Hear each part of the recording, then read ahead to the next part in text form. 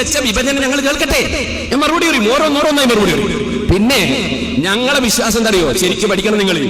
ഇയ്യാക നഅ്ബുദു വ ഇയ്യാക നസ്തഈൻ. അല്ലാഹുവേ, നിനക്ക് മാത്രം ഞങ്ങൾ ആരാധിക്കുന്നു. വ ഇയ്യാക നസ്തഈൻ, എല്ലാ കാര്യങ്ങൾക്കും നിന്നോട് തന്നെ ഞങ്ങൾ സഹായം ചോദിക്കുന്നു.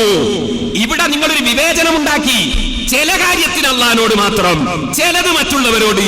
ഇത് വാസ്തവത്തിൽ ശിർക്കിലേക്ക് പോകുമോന്ന് നിങ്ങളാ ചിന്തിക്കേണ്ടത്. ഞങ്ങൾ പറയുന്നു എല്ലാ കാര്യത്തിനും അല്ലാഹുവിനോട് മാത്രമേ ചോദിക്കാൻ പാടുള്ളൂ.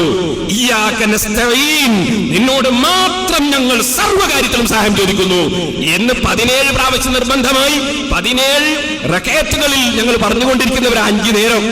അപ്പോ നിന്നോട് മാത്രമേ സഹായം ചോദിക്കാവൂ എന്ന ഞങ്ങളുടെ അഭിപ്രായം. അല്ലാഹുവിനോട് മാത്രമേ ചോദിക്കാവൂ സർവ്വ വിഷയത്തിലും.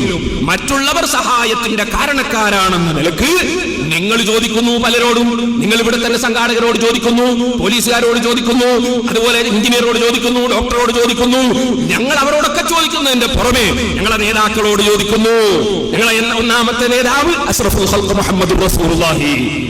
അല്ലാഹുവിനോട് മാത്രമേ ചോദിക്കാവൂ.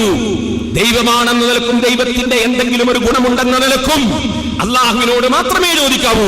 അള്ളാഹുവിന്റെ അനുമതിയില്ലാതെ, അള്ളാഹിന്റെ ഉത്തരവില്ലാതെ ഒരു ചെറിയ വിരലനക്കാൻ പോലും മുഹമ്മദ് നബി സല്ലല്ലാഹു അലൈഹി വസല്ലം നിങ്ങൾക്ക് സാധ്യമല്ല. ഒരു ജിബ്രീലിനും സാധ്യമല്ല. ജിബ്രീലിനോട് ചോദിച്ചാന്ന് പറഞ്ഞില്ലേ നിങ്ങൾ? നമുക്കിപ്പോ മലക്കുകളെ വിളിച്ച് സഹായം ചോദിക്കാൻ നിങ്ങൾ സമ്മതിച്ചോ? ജിബ്രീലിനെ കാണണമെന്നാ നിങ്ങൾ പറയും. ജിബ്രീലിനെ കണ്ടാ ചോദിക്കാൻ എന്ന് പറഞ്ഞാൽ നിങ്ങൾക്ക് അങ്ങനെ പല വാദമുണ്ടെങ്കിൽ ഇപ്പൊ ഞാൻ കടന്ന് വിഷയം വരുത്തുന്നില്ല.